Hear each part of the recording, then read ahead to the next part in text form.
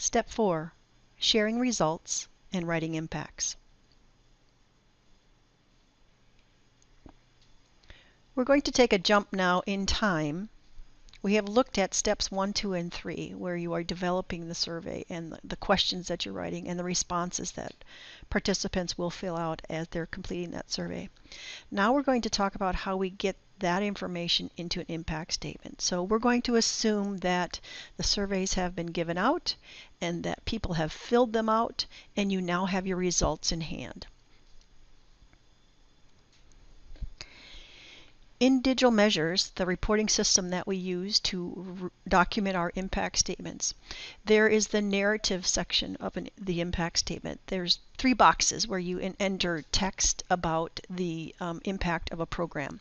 The boxes are issue, who cares and why. The second one is what has been done, and results. So I'm going to share with you how we take the results from our survey and we use them to insert into our narrative of our impact statement. So I want to focus on the what has been done box, or the section where you're identifying your program and the attendees. When you write the narrative in the what has been done section of your impact statement, you have 2 things that you need to accomplish. You need to describe the program or the project. What was it? What was the title? How long did it last? What was the structure? How was it presented? How was it delivered? Those kinds of details when you summarize something to another individual, you describe it. The second thing that you do is you describe your audience or your attendees, and you do this by identifying roles for these people. You can use demographic data if you've collected that, but you describe who attended in that presentation or that program. So one of the things from the results that we're going to talk about here is that in this section you need to make sure that you indicate the number of people who attended or completed that program.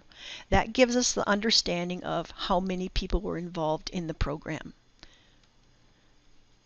So a sample sentence might be something like this: a total of 220, and we fill in the roles here: farmers, parents, community representatives, high school youth, and so on. Tell it by their roles, attended the program, and give the title of that program. So you're looking for a sentence in this section of your impact statement that tells you about how many people attended. Now we're going to move into the results section of the impact statement. This is the section that you're going to write about your evaluation activities. And so you're going to describe what's happening with your survey and the types of questions that you asked. And you're also going to list the number of people who completed the survey. So here's an example of a sentence, or the type of sentence that you might write to capture this evaluation activities and the number of people. So a total of 100, and again you identify individuals by their roles, so whatever those roles might be: growers, children, adults, whatever those might be, completed the 9-month follow-up survey on adoption of practices. Now we are ready to get to the results of your survey. So the most important thing to think about here is share the best fruit. Pick the largest apples from the tree. Share the best information with us first. Give us the most important thing that we need to know right away, and be very, very selective. Don't tell us everything about your survey. Do not give us a bulleted list of items saying how many people responded to every question on the survey. You need to be selective. You need to identify what's most common or most frequently showing in the responses of those survey questions. You need to rank things. What's the most important? 1, 2, 3. You don't want to give more than 5 or so top answers. That's enough information in an impact statement. So be very selective. So let's start this and say, for our results now, we're going to narrate what this looks like. Of the 100 growers who completed the survey. So you start that base so we know how many people filled out the survey. We want to know how many people said yes to the question that you constructed earlier. What was that practice they were adopting, right? So we want to say that There were 77% of the growers reported that since the program they had adopted recommended practices. So you're identifying how many people as the base, 100 people filled it out, but then 77% of them said yes to that first question of we identified as the first level of response in your survey. Then you move on to the second level of your survey and you talk about the actions. So a statement might be something like this. The most common practices were cleaned sprayer 70%, ate more vegetables 60%, and took on a new volunteer role 50%.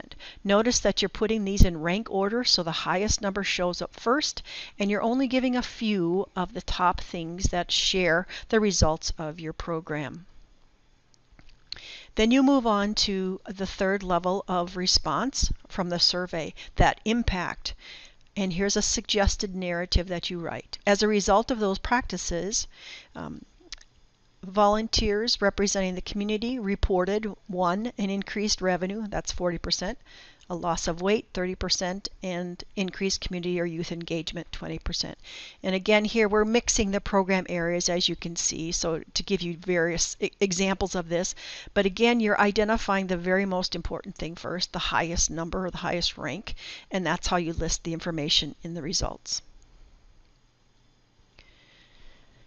Then we get into the second part of the level 3 where we had the open-ended responses, where we're asking our participants to give us their responses, right, in their own words. Here is where you want to select a few keywords or quotes from your participants that responded on the survey. And you want to share that from their perspective of what they did with the adoption of practices.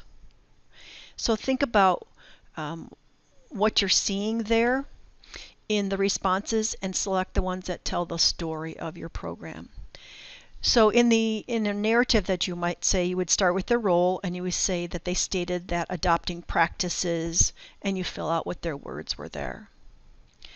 You be very selective in those as you complete your impact statement. So finally, you've written your narrative for your impact statement. Then we have to come back to that outcome. You started in step 1 by selecting a medium-term outcome, and now we've gone through the survey building, we've gone through the response building, and we've written the impact statement. The last step then is to go back into reporting your outcome. So these are visual pieces of the digital measures screen, and the outcome indicators are listed there, and you would select your program area that's appropriate. Identify the indicator that you selected and put your number there. Number of participants who self-reported they adopted a recommended practice, and the number 77 goes there. So that's how many people that answered yes to your question, did they adopt a practice. So this information takes you full circle. You start with that outcome and you end with that outcome. Now it's time for you to practice. Take a look at step number 4 on the worksheet. There's a template on page 6 to show you examples of this, and then there's a fill-in section for you on page 8.